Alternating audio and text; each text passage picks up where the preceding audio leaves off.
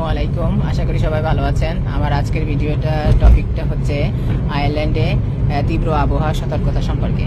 বর্তমানে আয়ারল্যান্ডে ভারী বৃষ্টি, তীব্র ঝড় এবং বন্যা দেখা দিচ্ছে। এই পরিস্থিতিতে নিরাপদ থাকতে আপনাদেরকে কি কি করা প্রয়োজন তার কিছু ইম্পর্ট্যান্ট এবং ইমার্জেন্সি ইনফরমেশন এখানে শেয়ার করব। প্রথমত আছে আপনাদেরকে মিট ইয়ারেনের অফিসিয়াল ওয়েবসাইট বা অ্যাপ থেকে সতর্কতা ইয়েলো, অরেঞ্জ এবং রেড অ্যালার্ট দেখে নিন।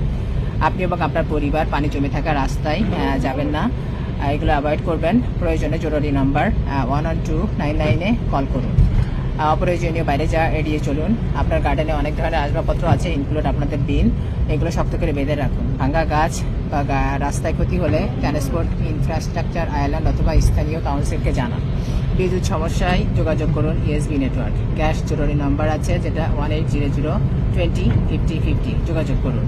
বাড়ির ক্ষতি হলে দ্রুত আপনার হোম ইন্স্যুরেন্স কোম্পানির সাথে যোগাযোগ করুন।